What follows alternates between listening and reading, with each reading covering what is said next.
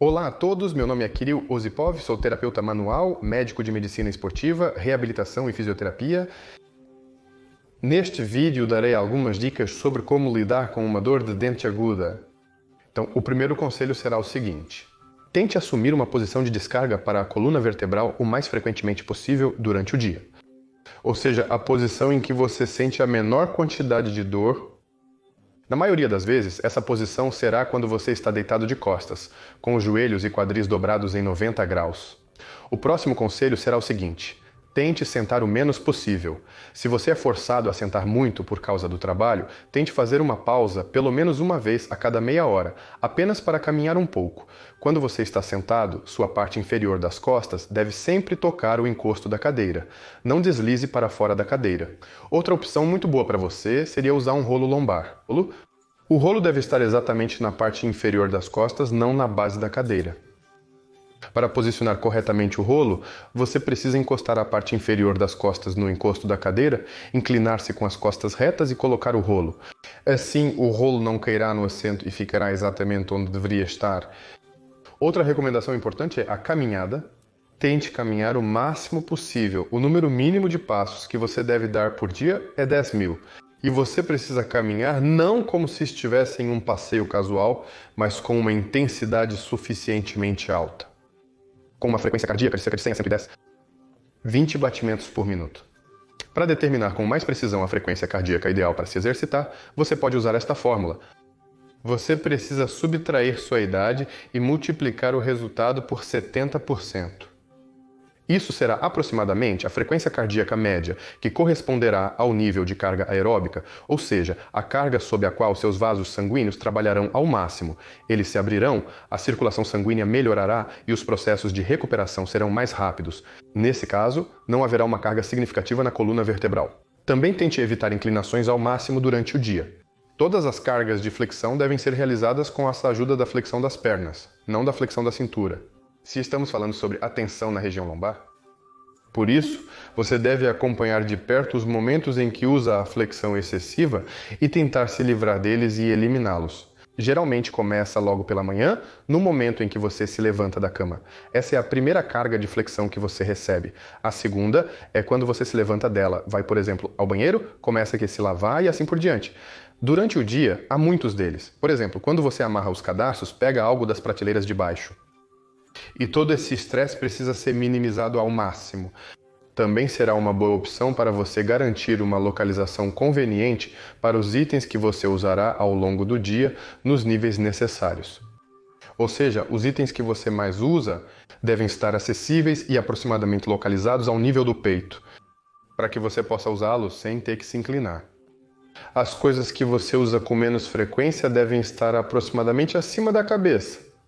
E as coisas que você quase não usa ou usa muito raramente devem ser colocadas embaixo. Se você quer deitar, uma boa opção seria deitar de barriga para cima. Se você acha difícil deitar de bruços, o que pode ocorrer com cargas pesadas, recomendo deitar de bruços com um travesseiro sob o abdômen. Às vezes é preciso usar várias almofadas para evitar dor.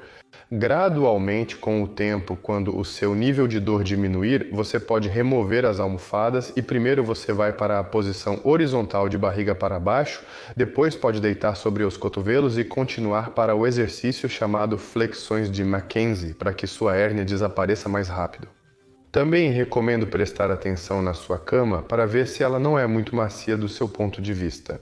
Para uma hérnia, deitar em uma cama macia é ruim. Cria-se um efeito de rede e novamente temos uma curvatura adicional, que afeta negativamente a hérnia. Quanto aos exercícios que devem ser feitos durante o período agudo, em primeiro lugar, todos eles devem ser feitos em uma posição horizontal. Não tente forçar a coluna ou massagear fortemente quaisquer pontos de gatilho. Tudo isso precisará ser feito, mas deverá ser feito mais tarde. Portanto, comece com os exercícios mais simples. O exercício mais simples é simplesmente deitar de costas e girar os pés de um lado para o outro, para cima e para baixo. Isso é necessário para que o corpo entenda que precisa do nervo que está bloqueado e tente restaurar sua funcionalidade. Outro bom exercício será esticar uma faixa de borracha na sua frente. Ou seja, você pega uma faixa de borracha suficientemente resistente que você pode, por exemplo, esticar ao nível do peito 30 vezes. E durante o dia, faça esses exercícios em 2 abordagens de 30 repetições, 3 vezes por dia, por exemplo. Também para acelerar a circulação sanguínea, aumentar a troca de substâncias. Outro exercício importante será tentar ficar de pé nos músculos, ou seja, você se levanta contra a parede, se apoia nela com as mãos e fica de pé nos músculos suavemente e lentamente se abaixando. Isso também é necessário para que o corpo entenda que o nervo que está bloqueado no momento é necessário para ele e ele está tentando restaurá-lo.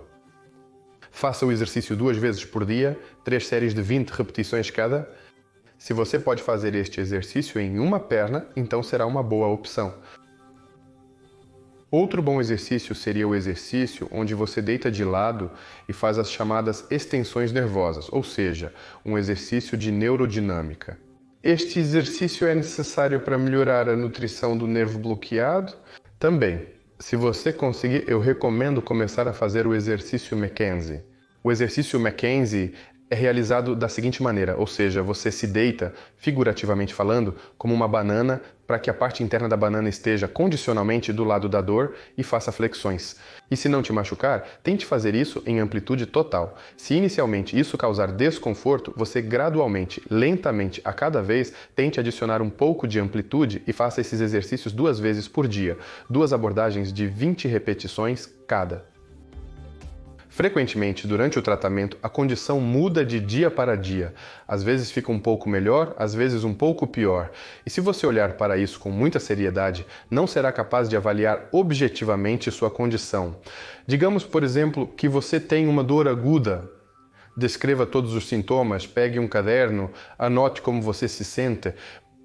Você tem dores noturnas, elas são menos intensas? Avalie o nível de dor de 0 a 10 e descreva a localização da dor. Especifique a localização exata da dor, seja no pé, coxa ou perna. Detalhe o máximo possível como quanto você consegue andar ou sentar sem sentir dor. Descreva o seu estado da forma mais detalhada possível. Isso é necessário para que o paciente possa avaliar objetivamente seu estado durante o tratamento e a realização de exercícios corretos e manutenção de um regime adequado.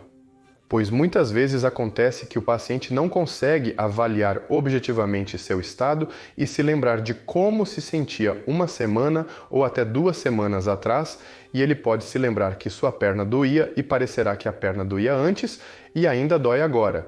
Mas no caso, por exemplo, o pé doía e agora a coxa dói, e para os médicos isso será um bom sinal e falará que o tratamento está indo na direção certa.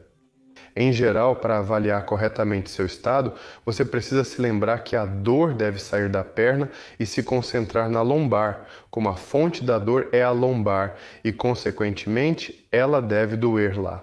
Se você tinha dor na lombar primeiro e então ela começou a descer cada vez mais, isso indica que você está fazendo algo errado e precisa revisar urgentemente seu tratamento. Os pacientes também costumam perguntar o que evitar durante um resfriado. Então, durante o período agudo de uma hérnia, o maior erro seria fazer movimentos excessivos, ou seja, a mesma flexão infame. A flexão será necessária, mas depois. No tratamento de hérnia, é crucial seguir as etapas. Durante o período agudo e parcialmente subagudo do tratamento de hérnia, é necessária a imobilização. Eu considero a hérnia de disco como uma fratura dela, e o disco precisa de muito tempo para cicatrizar, e para isso é necessária a imobilização. Se nossos ossos se curam em cerca de 1 mês, então para um disco se curar podemos precisar de aproximadamente 4 meses. E é desejável seguir os princípios de imobilização e segurança para a coluna vertebral durante todos esses meses. Também não recomendo usar a piscina como treinamento terapêutico durante o período agudo-subagudo, não recomendo ir à sauna ou, inversamente, super resfriar sua coluna e não recomendo usar terapia manual agressiva, pois tudo isso pode piorar significativamente o seu prognóstico. Também gostaria de dizer algumas palavras sobre o tratamento de hérnias intervertebrais em outras partes da coluna vertebral. Os princípios básicos de seu tratamento serão os mesmos, ou seja, imobilização, aumento da circulação sanguínea geral, evitando posturas prejudiciais para a sua coluna vertebral. Normalmente, todas essas posturas estão associadas a inclinações, seja da cabeça, do tórax, da coluna vertebral ou da lombar. Outra boa opção seria tentar criar a máxima imobilização para a região. Tente mover essa parte o mínimo possível, especialmente na direção da flexão, porque quando nos dobramos, o núcleo pulposo, que está dentro do nosso disco, se move em direção à medula espinhal, exatamente onde estão nossas raízes, que podem ser comprimidas pela hérnia. Também quero lembrar que no último vídeo eu falei sobre métodos de estímulo que permitem acelerar a recuperação da hérnia e a recuperação do paciente em cerca de 2 vezes. Ou seja, obtemos uma cicatrização mais rápida e um alívio mais rápido da dor. Mas quero enfatizar que o acompanhamento do paciente online também é possível. Para isso, o médico precisa ver sua ressonância magnética para elaborar o programa de reabilitação correto, dar recomendações sobre o regime dependendo da sua lesão específica e conduzi-lo através de todas as etapas da reabilitação sobre as quais falei anteriormente.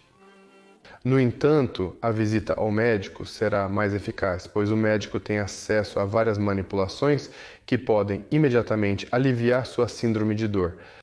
É tudo por agora. Nos próximos vídeos, mostraremos exercícios que ajudarão a aliviar sua dor e promover a cura de sua hérnia.